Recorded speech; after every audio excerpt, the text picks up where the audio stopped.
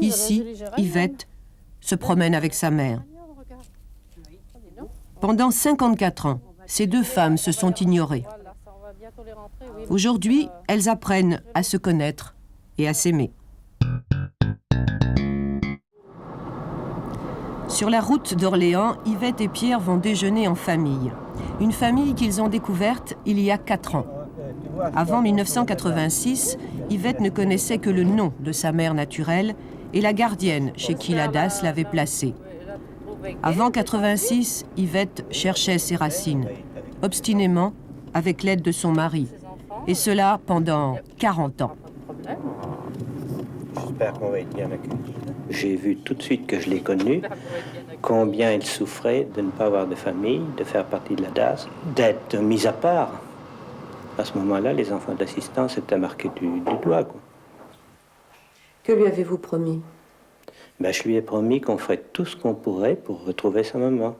Pour savoir d'abord si sa maman était encore vivante, et de la retrouver.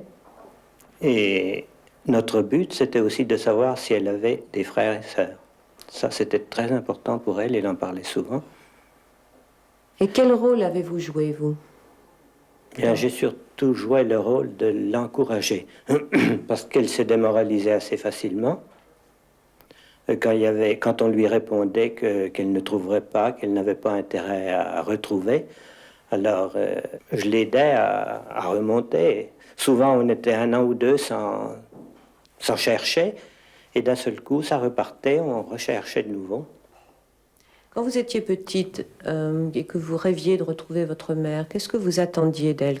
Qu'elle vienne me chercher. Qu'elle vienne me chercher, qu'elle me dise depuis si longtemps que je pensais à toi, j'arrive, enfin je... Est-ce que vous lui en vouliez aussi? Un petit peu, en même temps, j'en voulais. Pendant des années, le dossier d'Yvette reste incomplet.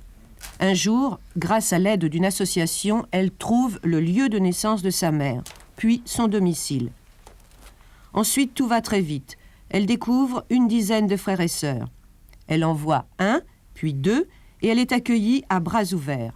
C'est par leur intermédiaire qu'elle rentrera en contact avec sa mère. J'ai pris la décision de les avertir ce matin-là. Je leur ai dit, pendant que vous êtes là, tous les deux, j'ai quelque chose sur le cœur qui me pèse. Il faut absolument que je vous dise quelque chose. Nous avons une sœur supplémentaire. Elle a voulu retrouver sa famille, et sa famille, c'est nous. J'ai dit à papa, c'est moi qui vous le dis en face comme ça, c'est pas bien comme ça? Il m'a dit si. Il m'a dit, il va falloir l'adopter. J'ai dit, nous, c'est fait. Et bien, il dit alors, on va l'adopter. Votre mère a réagi comment? Maman était plus embêtée. Certainement envers nous, voyez-vous, parce qu'elle elle se disait quand même, j'ai rien raconté de mon existence jusque-là, et d'un seul coup, on découvre Yvette, et elle avait peut-être un petit peu la gêne envers nous, mais nous n'avons pas fait de cas de cette gêne. Je lui ai dit, on ne t'en veut pas, absolument pas. Parce qu'on sait que c'est pas ta faute. T'es content?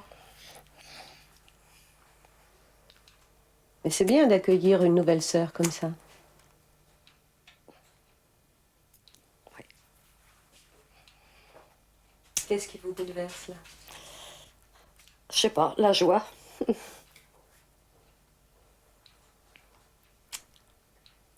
Les enfants, les petits-enfants ont bien réagi également? Ah oui, tout le monde est heureux, oui. Quand on parle d'Yvette, c'est comme si elle était toujours là. Elle a toujours été avec nous. Bonjour, maman. Oui. Oh non. Une grande sœur est arrivée, avec douceur et sans désir de vengeance. Une grande sœur de 57 ans, un peu dépassée par ce qui se passe et totalement bouleversée par la gentillesse de sa nouvelle famille. C'est bon. Allez, la tienne. La tienne, maman. Santé, Pierre. Aucun enfant n'a encore osé demander des explications à la mère. Aucun ne la condamne. Tous regrettent qu'Yvette n'ait pas partagé leur enfance et qu'elle ait souffert d'avoir été abandonnée. La mère est la plus réservée. À la ferme, à la ferme. Est-ce que ça vous fait plaisir d'avoir retrouvé Yvette? Oh ben oui, t'en as peine de plus dans la famille. Comme le faire, je ne suis pas la seule, madame, allez. Ah non. Allez, là, allez pas trop. Ben, Elle avait peur que ça fasse quelque chose, quoi, que je l'ai su, quoi, mais ah oui. ça ne faisait rien, moi. Oui. Au début, ça vous a fait un choc? Non, ben non. Non, mais enfin... Ouais, voulez-vous, dans le temps, je disais rien, mais... Ben oui, parce que j'avais peur de... Qu'on me dise quelque chose, quoi. Je le savais, mais... ça m'avait oublié. Ben oui. Je disais rien tout de suite, que voulez-vous. Après, ben... J'étais obligée de dire oui, quand même, que je l'ai eu. Ben oui. Ça m'embêtait. Dans ces moments-là, vous savez, c'était difficile, hein.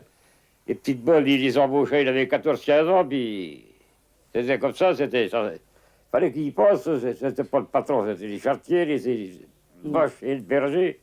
Dans les fermes, c'était comme ça, dans le temps. Ben oui, c'est vrai. On en parlerait après, ça devient... Ah ben oui. Enfin. Eh oui. Il fallait oublier ça, quoi.